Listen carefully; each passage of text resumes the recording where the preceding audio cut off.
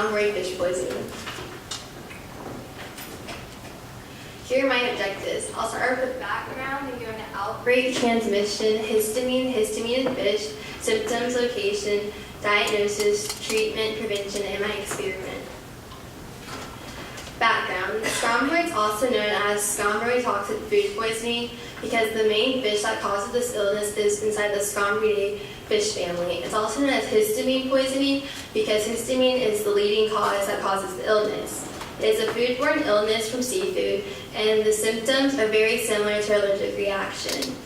Histamine is produced when there's time and temperature produced, and this time and temperature abuse, and this is when fish live at high temperatures for a long period of time, and it's a very short-term disease and rarely gets severe.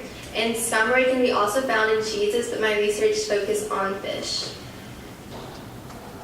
Outbreaks.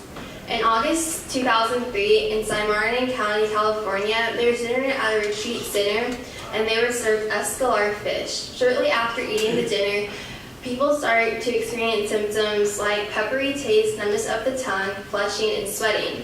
20 people were experiencing symptoms, and after paramedics arrived, a clinical diagnosis was done, and 56 guests started to experience symptoms that fit inside the description of the illness. Transmission.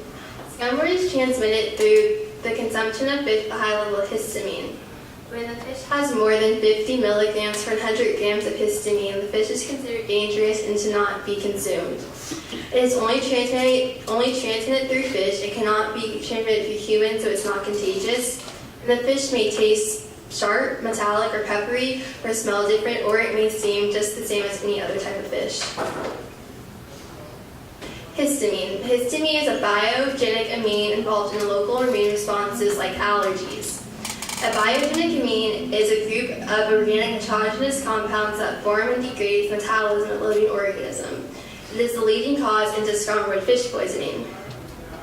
It's a heat-stable biogenic amine, which means that cooking does not kill the toxin because its melting point is 108.3 degrees Fahrenheit or 83.5 degrees Celsius. Histamine is produced when it has improper product handling, and it's naturally found inside fish. Improper product handling. Most seafood toxins are caused from other trophic levels, and this is when a small fish eats bacteria, and then a bigger fish eats that small fish until a human eats it, and that's how a human would get the illness. But in scombroid, it is caused by when histamine is being produced through product mishandling. Product mishandling includes improper cooling and improper storage. From these improper techniques, this can lead to bacterial histamine production. This type of production is usually found inside salt water. Histamine in fish. The most common family of fish that has histamine is the Scombroidae fish family. These fish were first linked to histamine toxicity and actually have free histidine inside their tissues. These fish include tuna, mahi-mahi, bluefish, Western Australian salmon. This is changed from histidine to histamine through the process of decarbolization of histidine inside the muscle. And this is the process of creating an enzyme that's a catalyst for the reaction that changes histidine to histamine. Histidine is an amino acid.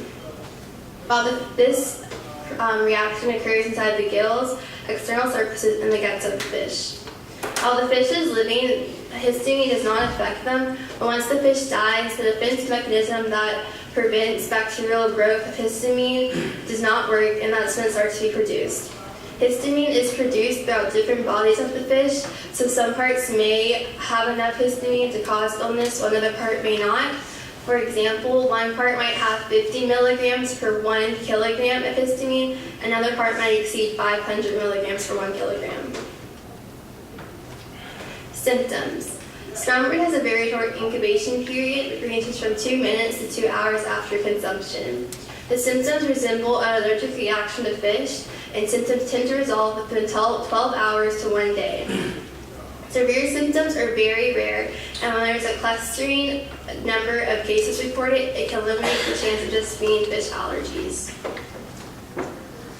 Common symptoms include peppery or metallic taste, oral numbness, headache, dizziness, heart palpitations, which is the sensation of your heart pounding or racing, and this can be felt inside the chest, throat, or neck. Rapid and weak pulse, drop in blood pressure, and difficulty swallowing. Non-specific symptoms include nausea, vomiting, abdominal cramps, and diarrhea. Severe symptoms include respiratory compromise, which is a loss of airways or respiratory failure, hypotension, which is low blood pressure, and malignant arrhythmias, which is heart rhythm complications. Location. Scumroid is reported worldwide, but in the U.S. it is most common inside Hawaii and Florida in the summer months because the amount of algae is blooming in the ocean is very high. Everyone's at risk because today's transportation of fish can be caught inside Florida and shipped all the way to New York, so people in New York could also be eating contaminated fish. And where temperatures are high and food preparation is less controlled, scumroid is more frequent. Diagnosis. There's no specific diagnosis test for scumroid, so it's based on a clinical diagnosis, and this is when your diagnosis is based on your symptoms and recent dietary history. Many people do not get diagnosed since it relates so commonly to fish allergies, and they mistake it for allergies. Treatment. Common symptoms are treated like allergies, so they're given antihistamine, Benadryl, and Claritin. Common symptoms can go untreated without any further complications. Uncommon treatment is when you have severe symptoms, and this includes fluids by IV, which replaces fluids lost from diarrhea and vomiting, and in extreme cases, breathing tubes. And when you start to see severe symptoms, hospitalization is almost always required. Prevention. In order to prevent abundant amount of histamine being produced in fish must be frozen within 48 hours at 4 degrees Celsius, and rapid chilling immediately after death is one of the most significant ways to prevent histamine production. Experiment. My experiment was done in 2003 by Viscano, and the purpose of the experiment was to determine how much histamine is produced in sardine, Pachylitis, and Ingralis and Cachalus at different temperatures for different time periods. Both fish were caught off the Adriatic coast, and 10 fish were caught from each species. They were placed inside coolers, and they were refrigerated for 2 hours before arrival at the laboratory. Skin samples were carefully removed, and 3 parts of the dorsal fin was cut off. One part was examined immediately, while 2 others were placed inside 2 groups. One group was 25 degrees Celsius for 24 hours, and the other group was 4 degrees Celsius for 72 hours. They were put inside coolers at these temperatures, and they were stored in bags without ice. Results. Samples stored at 25 degrees Celsius for 24 hours showed different amounts of histamine depending on the species. The E and Cachalus had higher levels of histamine, and this might be due to the natural microflora spreading in the muscle much quicker. The results were samples stored at 4 degrees Celsius for 72 hours. Histamine was not detected inside the S. Pachylitis, and inside the E. Cachalus, concentrate ranged from 1.5 to 4.6 milligrams for 100 grams of histamine. Conclusion. Factors that affect the risk of histamine production are post-catching, temperature and time of use. So this means after a fish to be caught, sometimes fishermen do not put it in the correct temperature or leave it out too long, and this can cause high histamine production. Improper storage, which means it's not stored correctly, and inadequate thawing and freezing procedures. And all 3 of these are a significant way that increase the production of histamine. Here are my citations, and I'll be looking for any questions, comments, or constructive criticism. Jazzy and Carson, raise your hand if you have a question for her. Zach? Why is it that humans can't transmit the disease? Why is it that humans can't transmit the disease? Because Humans, the histamine goes in their intestines, and so it's in them, and it's only by fish. So the fish is the one that contains the hygienic, not humans.